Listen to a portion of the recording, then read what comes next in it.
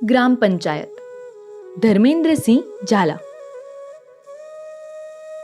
પંચાયતી રાજનો પાયાનો એકમ પંચવર્ષીય યોજનાના ભાગરૂપે ગ્રામ વિસ્તારના વિકાસ માટે સામૂહિક વિકાસ યોજના શરૂ કરવામાં આવી.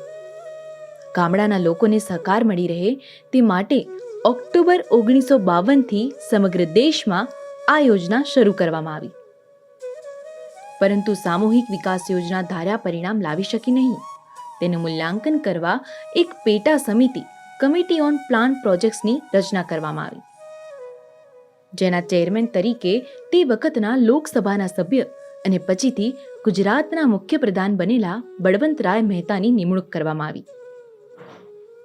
આ સમિતિએ પંચાયતી રાજની રચના સાકાર કરી અને જણાવ્યું કે સ્થાનિક સ્વશાસન સંભાળતું પંચાયતી રાજનું ત્રિસ્તરીય માળખું હોવું જોઈએ, જેમાં સૌથી નીચે ગ્રામ પંચાયત, વચ્ચે તાલુકા પંચાયત અને ઉપર જિલ્લા પંચાયત હોવી જોઈએ અને એ ત્રણેય વચ્ચે પરસ્પર આંગિક સંબંધો હોવા જોઈએ.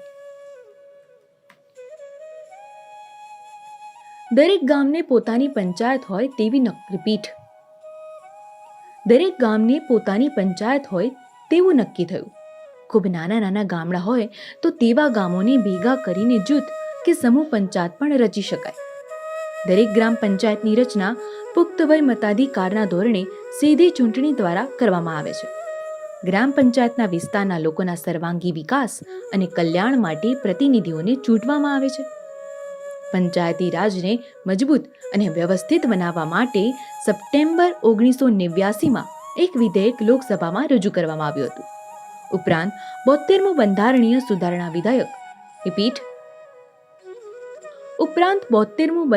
સુધારણા વિધેયક સપ્ટેમ્બર 1991માં લોકસભામાં રજૂ કરાયું હતું અને સંસદની એક સંયુક્ત સમિતિને સોંપાયું હતું, જેના અહેવાલના આધારે લોકસભાએ 22 ડિસેમ્બર 1992ના રોજ આ વિધેયક પસાર કર્યું હતું. રાષ્ટ્રપતિએ 20 એપ્રિલ 1993ના રોજ આ વિધેયકને મંજૂરી આપી અને 24 એપ્રિલ 1993ના રોજ એક જાહેરનામા દ્વારા પંચાયતી રાજ સુધારા ધારાને અમલી બનાવાયો. આ સુધારા અન્વયે ગ્રામ પંચાયતો જીવંત સંસ્થાઓ બનશે.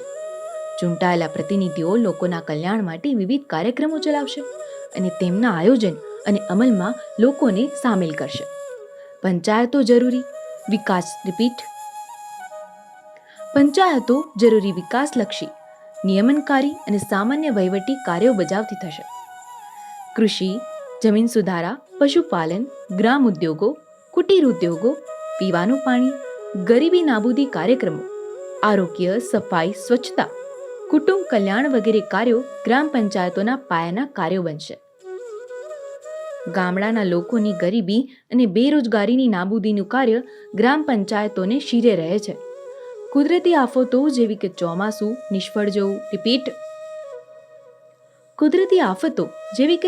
નિષ્ફળ જવું, અતિવૃષ્ટિ, અછતની પરિસ્થિતિ, પૂર, વાવાઝોડું વગેરેના સમયે ગ્રામ પંચાયતો અસરકારક કામ કરી શકે છે.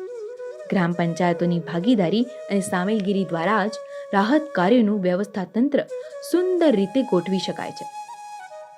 ગુજરાતી વિશ્વકોશ ગ્રંથ 6 ભાગ 2માંથી સાભાર.